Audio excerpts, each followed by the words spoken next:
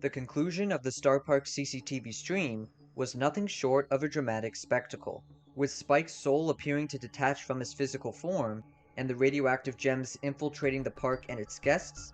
It marked a significant event in Brawl Stars lore. In this Brawl Theory video, we will be diving into every single piece of Brawl Stars lore that occurred over the past 3 months and try to make some sense of it while connecting it to already pre-established lore. Everything from the revised Brawler Descriptions to the entirety of the Starr Park CCTV campaign. Join me as we embark on what might be the most shocking and surprising Brawl Theory video to date. The most suitable starting point is the beginning of the CCTV campaign, so let's rewind the clocks back to November 2nd. Brawl Stars released a public statement disregarding the claims against Starr Corporation and the room the mysterious CCTV stream was airing from.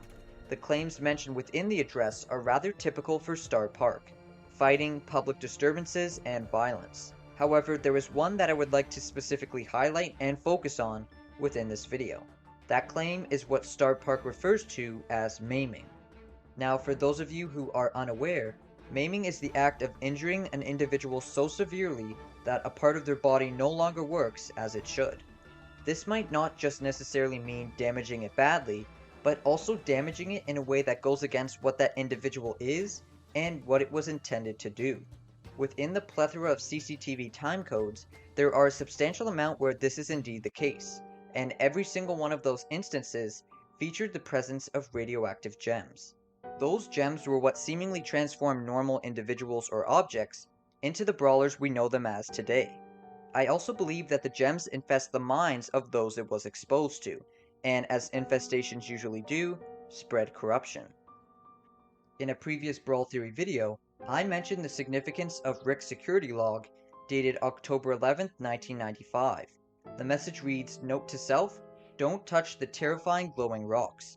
Now, when I published that video, we were still unsure whether or not he himself was exposed to the gems, or he just witnessed the individual's reactions to them. However, I believe it could be both, because not only did he monitor the CCTV feed during the circulation of the gems, but cut to 4 weeks after its initial launch, we see that the gems have indeed made it inside the security room.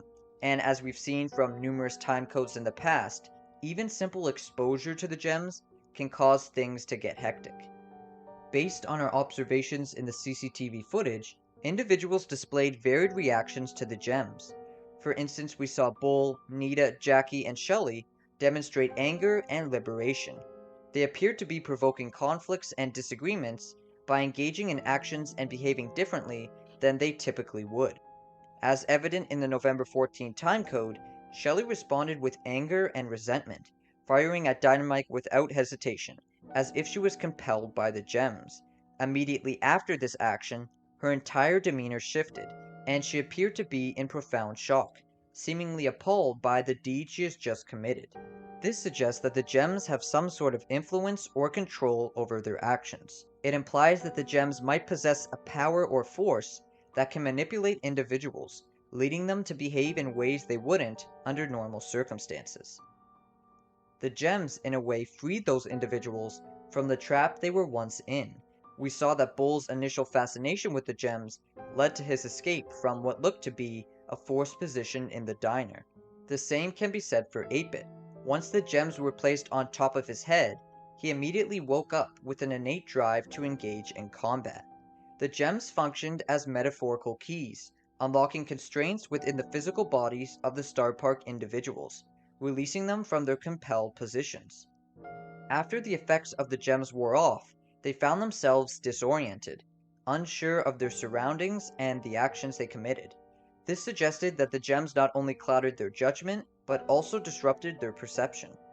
Speaking of perception, I wanted to switch our focus back to the public statement that Brawl Stars released in early November, all in an effort to prevent harm to the image and perception maintained by Starr Park and Starr Corporation in general. However, as we're aware, it's simply a deceptive facade. Starr Corporation is fully cognizant of their actions and their ongoing practices. Issuing a public statement like this only serves to reinforce their unwillingness to change and their commitment to sticking to their established ways. As previously stated, the theme of maming will be a crucial element moving forward, and I firmly believe it is undeniably linked to the Brawlers. The apparent connection primarily involves Gus, suggesting their involvement in his abduction and the injuries sustained during that event. However, Gus is not the sole Brawler with enduring physical injuries. For example, Chuck depends on a wheelchair due to his non-functional legs. Poco suffered scorch injuries to his entire body, and Belle had one of her limbs replaced by an artificial arm. In the case of Gus and Poco, it has been confirmed that Starr Park played a role in their lasting injuries.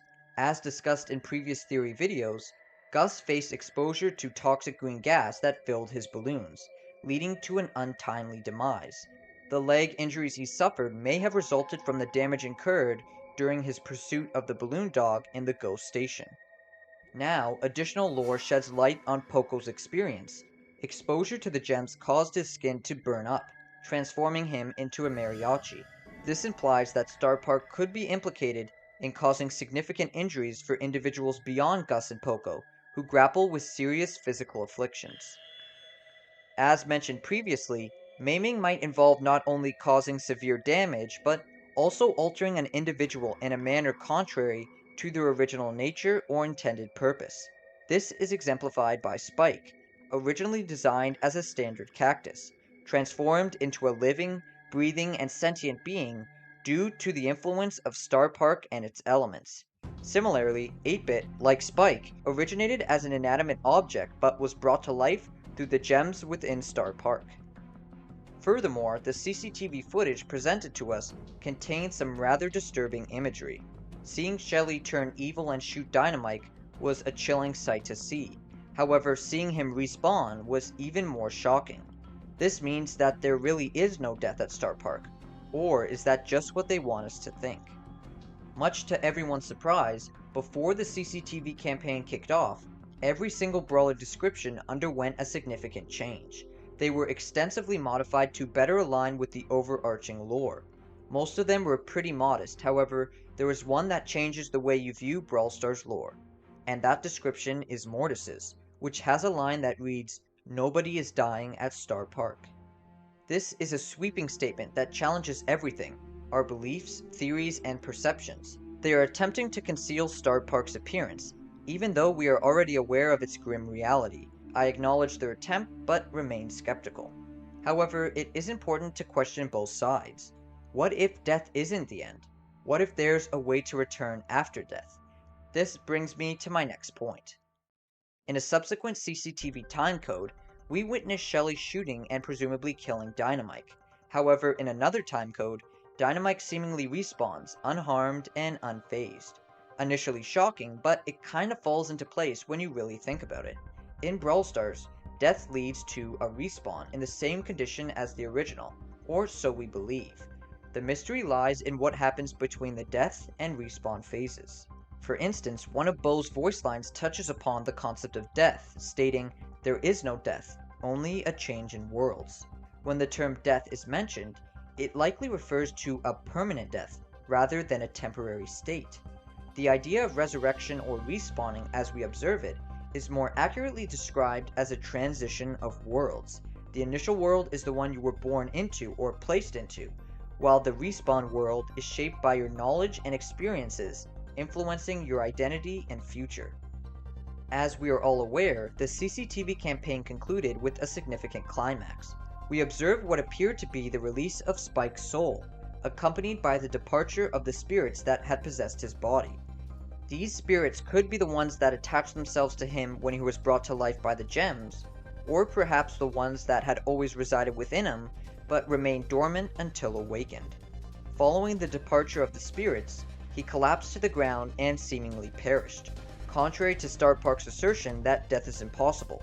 However, this could signify Spike's transition of worlds. His presumed demise might actually be a pivotal moment, marking the commencement of his subsequent journey, where he respawns unharmed and unaffected. Moreover, the green gas seemingly discharged from Spike before his alleged death closely resembles the green gas or smoke found within Brawl Stars.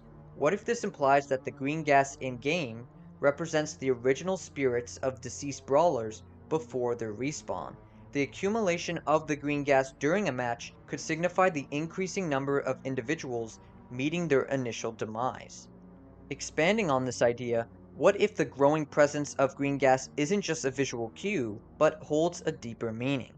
Imagine if it symbolizes the collective energy or life force of brawlers who have met their initial end, and as the match progresses, the increasing green gas could represent these spirits gathering in the virtual realm, waiting to respawn and rejoin the ongoing battle. In this perspective, each battle or attack contributes to a visual collection of spirits, which ultimately connects in-game events with the broader themes of life, death, and respawn within the Brawl Stars universe. The Starr Park CCTV campaign acts in a way as justification to all of the hints of cameras and security. For the past year and a half, we have been receiving numerous hints relating to cameras, such as the one that appeared in the showdown environment, the glitching and cameras within Brawl Talk, and even RT with the integration of the Mystery at the Hub theme. All of those significant indicators leading to the lore breakthrough we received in November. But, as we know, it's never truly over, and there isn't a definitive answer to what is really going on. There is always more to uncover and piece together in the overarching lore of Brawl Stars. In the meantime, we can confidently say that the theories and discoveries we have made thus far have allowed us to understand a lot more and better prepare us for what lies ahead.